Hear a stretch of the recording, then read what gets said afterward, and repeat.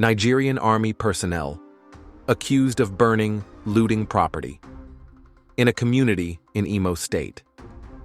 A civil rights organization, the Rule of Law and Accountability Advocacy Center, RULAC, has charged that personnel of the Nigerian army engaged in looting and setting fire to properties in Umualumaku, located in the Ehime Mbano local government area of Imo State.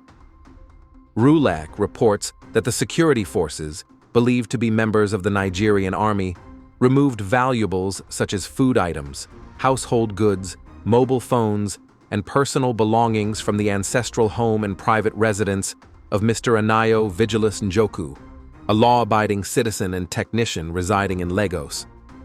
The mode of operation of the security personnel involved in this incident is a clear breach of human rights and the rule of law, said Okechukwu Nwanguma, RULAC's executive director. We urge the Chief of Defense Staff to take immediate action to investigate this incident and ensure accountability. In petition to the Chief of Defense Staff, General Christopher Musa, dated July 26th, which was made available to Sahara reporters on Wednesday, RULAC urged him to investigate the incident and ensure accountability. The organization has also demanded that the Defense Headquarters clearly communicates operational protocols to all deployed units, reaffirming that arson, looting, and reprisals are unlawful. We emphasize that even in the face of insecurity, the Constitution of the Federal Republic of Nigeria and Nigeria's international obligations prohibit extrajudicial punishments, collective retribution, and the destruction of civilian property, Nwanguma said. Giving details of conduct atrocities, the petition stated, "We have received a detailed and anguished petition from Mr. Anayo Vigilus Njoku, a law-abiding Nigerian citizen and technician based in Lagos, whose ancestral home and personal residence were looted and burned in the said incident.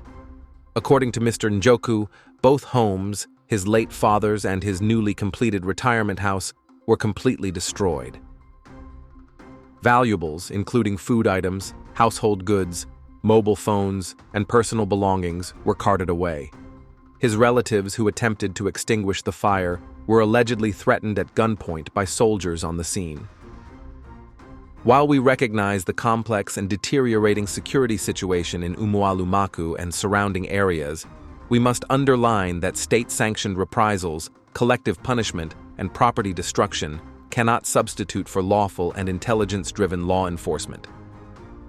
RULAC is aware that Umualumaku and other parts of Imo State have been under siege from criminal elements, including violent gangs and suspected separatist militants from within and neighboring communities. Reports of robberies, kidnappings, disappearances, and attacks on security personnel have sown fear among residents. These have, in turn, triggered military and police reprisals, often carried out without proper investigations and leading to human rights violations against innocent civilians. Residents are understandably afraid to provide information or testify publicly, making independent verification of such incidents difficult and increasing the risk of unlawful profiling, extrajudicial action, and destruction of civilian livelihoods. It added, "Regardless of the challenges, it is the constitutional and moral responsibility of security forces to act with restraint, professionalism, and strict adherence to human rights and the rule of law." We emphasize that even in the face of insecurity, the Constitution of the Federal Republic of Nigeria, Sections 34, 37, 43, and 44, and Nigeria's international obligations prohibit extrajudicial punishments, collective retribution, and the destruction of civilian property. The incident has sparked outrage, with many calling for the Nigerian army to respect human rights and the rule of law in their operations in the southeast. RULAC's demands include immediate investigation, disciplinary action against personnel found to have acted outside their mandate, and compensation to Mr. Njoku and others whose homes or property were destroyed. The use of excessive force, reprisals, and indiscriminate targeting of civilians in response to criminal activities by unknown or unaffiliated individuals is a clear breach of human rights, Nwanguma said. Security must not come at the cost of justice, and enforcement must not descend into vengeance. The Chief of Defense Staff has been urged to lead by example and demonstrate that the Nigerian armed forces remain bound by constitutional limits and committed to upholding the rule of law, even in the face of daunting challenges.